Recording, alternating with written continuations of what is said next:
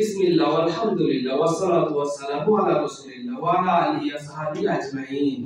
ইয়া আইয়ুহাল্লাযীনা আমানু তাকুল্লাহা হাক্কা তুকাতিহি ওয়া লা তামুতুন্না ইল্লা ওয়া আনতুম মুসলিমুন। ইয়া আইয়ুহাল্লাযীনা আমানু তাকুল্লাহা ওয়া কুলু কাওলান সাদীদা ইউসলিহ লাকুম আমালাকুম ওয়া ইয়াগফির লাকুম যুনুবাকুম ওয়া মান ইউতিল্লাহা ওয়া রাসূলাহু ফাকাদ ফাযা ফাওজান আযীমা। আম্মা বা'দ। সর্বপ্রথম আমি সেই মহান রব্বুল আলামিনের শুকরিয়া জ্ঞাপন করছি, যিনি আজকে আমাদেরকে এখানে এসে কিছু জ্ঞানের কথা বলার, কিছু শোনার তৌফিক দিয়েছেন। আমরা সবাই আলহামদুলিল্লাহ। অতঃপর সমগ্র সৃষ্টির মধ্যে মানুষ অনেক উত্তম সৃষ্টি করেছেন। সূরা 3 বলছেন খালাকাল ইনসানা ফি আহসানি তাকওয়িম। আমাদেরকে অনেক উত্তম অবয়বে সৃষ্টি করেছেন এবং অনেক জ্ঞান বুদ্ধি বিবেচনা দিয়েছেন। আমি এখানে আজকে যে বিষয়ে আলোচনা করব, আমরা খুতবা হাজারে যে আয়াতগুলো পড়ি সেই আয়াত সম্পর্কে সূরা আল ইমরানের 102 নম্বর আয়াত যেটা আমরা পড়ি, সেই তার একটা সংক্ষিপ্ত ব্যাখ্যা করার চেষ্টা করব সহিষ্ণুভাবে কিছু বলা। যদি ভুল হয় আপনারা ক্ষমা দৃষ্টিতে দেখবেন, কারণ আমিও স্টুডেন্ট। ওয়া তৌফিক ইল্লা বিল্লাহ। সূরা আল ইমরানের 102 নম্বর আয়াতে আল্লাহ সুবহানাহু ওয়া তাআলা কি বলছেন? বলছে ইয়া আইয়ুহাল্লাযীনা আমানু তাকুল্লাহা হাক্কা তুকাতিহি ওয়া লা তামুতুন্না ইল্লা ওয়া আনতুম মুসলিমুন। অর্থাৎ সর্বপ্রথমই আল্লাহ সুবহানাহু ওয়া তাআলা কি বলছেন? ইয়া আইয়ুহাল্লাযীনা আমানু, অর্থাৎ হে ঈমানদারগণ। আল্লাহ সুবহানাহু ওয়া তাআলা যখন আমভাবে কোনো কিছু বলতেন তখন ইয়া আইয়ুহান নাস, সমস্ত মানবকে বলছে। কিন্তু এখানে আল্লাহ বলছেন হে ঈমানদারগণ। অর্থাৎ কি, আমরা এখানে ধরুন যতজন আছি, ইন্ডিয়ার আছি, বাংলাদেশের আছি, ইন্ডিয়ার বিভিন্ন জেলার আছি, বাংলাদেশের বিভিন্ন জেলার আছি। যখন আমি যদি কথা বলার সময় বলি যে আমার বাংলাদেশের ভাইরা শুনুন, যারা এদিকে তাকাচ্ছেন, মোবাইল দেখছেন, তারা অ্যাটেনশন নিয়ে নেবেন যে আমাদের উদ্দেশ্যে ওরা কিছু বলতে চলেছে। তো যদি আমি বলি ইন্ডিয়ার ভাইরা শুনুন, বাংলাদেশের ভাইরা শুনলেও যারা ইন্ডিয়ার ভাইরা আছেন তারা অ্যাটেনশনটা দেবেন বেশি করে যে আমাদের উদ্দেশ্যে করে কিছু বলা হচ্ছে। এখানে আল্লাহ সুবহানাহু ওয়া তাআলা কি বলছেন? ইয়া আইয়ুহাল্লাযীনা আমানু, হে ঈমানদারগণ। যারা অর্থাৎ ঈমান এনেছে তাদের উদ্দেশ্য করা বলা হচ্ছে। তো এখানে যারা ঈমানদার আছে তাদেরকে মনোযোগ দিয়ে শুনতে হবে ব্যাপারটা। তো কি বলেছে আল্লাহ সুবহানাহু ওয়া তাআলা এখানে?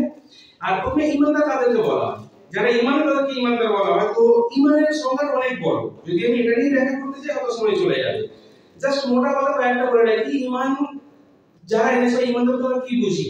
ইখলাস, আল্লাহর প্রতি বিশ্বাস স্থাপন করা, যেটা মুখে স্বীকৃতি প্লাস অন্তরে মানতে হবে, এবং আমাদের কর্ম কথাবার্তাতে সেটা পরিস্ফুট হবে যে হ্যাঁ আমরা ঈমান এনেছি বা ঈমানদার। তো এই ঈমানদারদের আল্লাহ কি বলছেন? যে ইয়া আইয়ুহাল্লাযীনা আমানু তাকুল্লাহা হাক্কা তুকাতিহি ওয়া লা তামুতুন্না ইল্লা ওয়া আনতুম মুসলিমুন।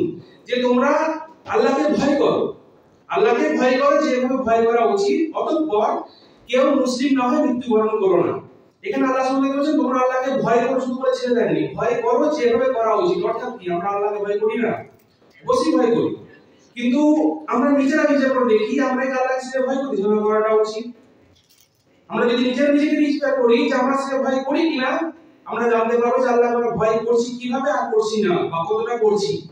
যেমন একটা एग्जांपल দিই, আমরা এখানে যারা আছি 100 জন 50 জন যে কজন আছি, সবাই আল্লাহকে ভয় করি, সবাই ঈমানদার এখানে আসছে। ধরুন এখানে কার মধ্যে খারাপনেস থাকতেই পারে, কেউ হয়তো খৈনি সিগারেট বিড়ি কিছু খায়। ধরুন সে হয়তো একটা বিড়ি বা সিগারেট খাচ্ছে, যখন আমাদের কোনো দিনই ভাই গেলে সে ওটা লুকিয়ে ফেলে দেবে, কিংবা নিজের বাপ মার সামনে কখনো সে খারাপ চেষ্টা করতে পারে না। আমরা এখানে কি হচ্ছে, আমরা আল্লাহ কিন্তু হারাম করেছেন, আমরা তার থেকে বেশি ভয় করলাম কাকে? যিনি আমাদের ইসলামে সেটা শেখ রয়েছেন, আমাদের কোন দিন ভাই দেখে তো সিগারেট খাচ্ছি, ভাঙে নেশা করছি, বা কেউ মোবাইলে খারাপ জিনিস দেখছি, ঘরে একান্তে দেখি, সবার সামনে দেখছি না, কিন্তু আমরা কাকে ভয় করছি? আল্লাহকে ভয় করছি, করি, কিন্তু সবসময় যেরকম করা উচিত সেরকম করছি। এটা আল্লাহ সুবহানাহু ওয়া তাআলা বলছেন যে ঈমানদাররা তোমরা ভয় করো যেভাবে আল্লাহকে ভয় করা উচিত। অর্থাৎ আমরা ভয় করি, কিন্তু যেভাবে ভয় করা উচিত আমরা সেভাবে করতে পারছি না। কারণ এখানে আল্লাহ সুবহানাহু ওয়া তাআলা নিজে অনেক আয়াতে বলেছেন যে আমাদেরকে আল্লাহকে ভয় করতে হবে, অর্থাৎ গায়েবের প্রতি বিশ্বাস রাখা, গায়েবকে মানার জন্য। যেখানে যেমন ধরুন সূরা মুলকের 12 নম্বর আয়াতে কি বলছে? ইন্নাল লাযীনা ইয়াখশাউনা রাব্বাহুম বিল গায়বি লাহুম মাগফিরাতু ওয়া আজরুন কাবীর। অর্থাৎ যারা গায়েবের প্রতি বিশ্বাস রাখে, অর্থাৎ আল্লাহকে যারা আল্লাহকে দেখতে পায় না। আমাদের ইসলামের একটা স্তম্ভ হচ্ছে গায়েবের প্রতি বিশ্বাস করা। আমরা আল্লাহকে দেখিনি, আল্লাহকে মানি, বিশ্বাস করি। নবী সাল্লাল্লাহু আলাইহি ওয়াসাল্লামকে দেখিনি এবং অন্যান্য নবীকে দেখিনি, আমরা তাকে মানি। আমরা আল্লাহর কিতাব দেখতে পাচ্ছি কিন্তু ফেরেশতা দেখতে পাই না, আমরা ফেরেশতাকে মানি। অর্থাৎ আমাদের ইসলামের একটা বড় অংশ হচ্ছে গায়েবের প্রতি বিশ্বাস। কিন্তু আমরা মানুষ, আমরা ফিজিক্যাল অ্যাপিয়ারেন্সকে বেশি পছন্দ করি বা ভয় করি, বা তাকে বেশি সান্নিধ্য পেতে চাই। এই জন্য আমরা আল্লাহকে দেখতে পাই না, কিন্তু ভয় করি খুব কম এই কারণের জন্য। ওই জন্য আমরা যখন কোনো খারাপ কাজ করি, সামনে যদি আমাদের কোনো দিনী ভাই থাকে বা কোনো সম্মানীয় ব্যক্তি থাকে, তাকে দেখে সেই খারাপ কাজ থেকে বিরত থাকি। কিন্তু আমার দরকার হচ্ছে আল্লাহকে ভয় করে সেই খারাপ কাজ থেকে বিরত থাকা। এরপর আল্লাহ সুবহানাহু ওয়া তাআলা কি বলছেন? যে তোমরা কেউ মুসলিম নয় মৃত্যুবরণ করো না। অর্থাৎ কি আমাদের এখানে যারা আমরা আছি, কারোর নাম মোহাম্মদ, কারোর নাম আমজাদ, কারোর নাম হচ্ছে অনেক নাম রয়েছে, তো এগুলো মুসলিম নাম। তো মুসলিম নামধারীদের বলেছেন না, যারা মুসলিম যারা মুসলমান তাদেরকে বলেছেন যে মৃত্যুবরণ করো না মুসলমান ব্যতীত। অর্থাৎ কি মুসলমান হওয়ার জন্য শর্তগুলো কি থাকে, যে আপনাকে ঈমান আনতে হবে, আল্লাহকে ভয় করতে হবে, রসুলকে মানতে হবে, যেগুলো থাকে আমাদের সেইগুলোকে প্রপারলি মানতে হবে। অর্থাৎ মানুষ হিসেবে জন্মগ্রহণ করেছি, আমরা সবাই মানুষ। আপনি জন্মগ্রহণ করেছেন, আমরা একটা কথা বলে দেখি যে আমাদের মানে যারা ইকোনমিক বিষয় নিয়ে, যে পৃথিবীতে গরিব হয়ে জন্ম অপরাধ নেই, কিন্তু গরিব হয়ে মরে যাবে এটা আপনার দোষ। ঠিক সেরকমই আমরা মানুষ হয়ে জন্মেছি, কিন্তু মুসলিম সবাই জন্মায়নি বা সবাই ঈমান আনেনি। তো এখানে যদি আমরা মৃত্যুবরণ করি সেটা আমাদের দোষ। কারণ আপনি জন্মেছেন মানুষ হয়ে, আপনাকে আল্লাহ বিবেক দিয়েছেন, জ্ঞান বুদ্ধি দিয়েছেন, আপনাকে ইচ্ছা শক্তি দিয়েছেন। আপনি সেই ইচ্ছা শক্তিতে আপনি বিধর্ম থেকে ধর্মে ফিরে আসতে পারতেন, আপনি আল্লাহকে না মানা থেকে আল্লাহকে মানতে পারতেন, সেটা আল্লাহ আপনাকে ইচ্ছা শক্তি দিয়েছে।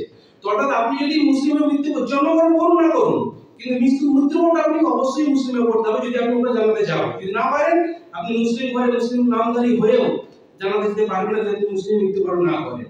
তো এখানে আমরা এই আয়াতটাকে আমরা কি বুঝি, এই আয়াতটা আমরা নরমালি ইউজ করি। আর আমাদের আল্লাহ উদ্দেশ্য কি, আমাদের সৃষ্টি করার জন্য।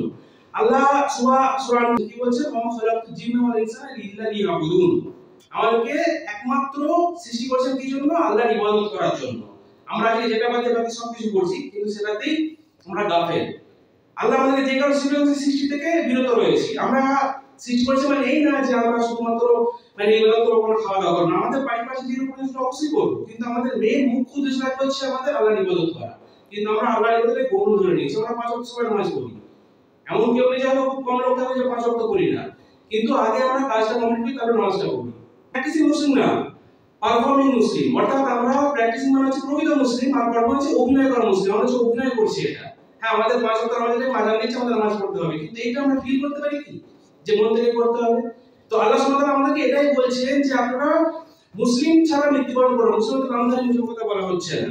তো এখানে যাই হোক, আমি যে একটা আয়াত একটু ব্যাখ্যা করতে চাইলাম এটা নিয়ে। আর এই ব্যাখ্যা করার কারণে সূরা জারিয়াতের 55 নম্বর আয়াত আল্লাহ সুবহানাহু ওয়া তাআলা কি বলছেন, যাক্কির ফাইনা যিকরা তানফাউল মুমিনিন, অর্থাৎ উপদেশ দাও, উপদেশ মুমিনদের কাজে আসবে। আমরা যেখানে আছি আলহামদুলিল্লাহ, মোটামুটি তো নেই আমাদের যেটাকেই ধরি আমরা কম করে 1 লাখ বাঙালি আছে, তার মধ্যে আমরা এখানে খুব বেশি করে 100 এর মতো বাঙালি এখানে এসেছি, কারণ আমরা এখানে কিছু নিতে এসেছি। ওই জন্য আমাদের এই কথাগুলো বলার কারণে একটাই উপদেশ দেওয়ার জন্য আল্লাহ সুবহানাহু ওয়া তাআলা বলেছেন।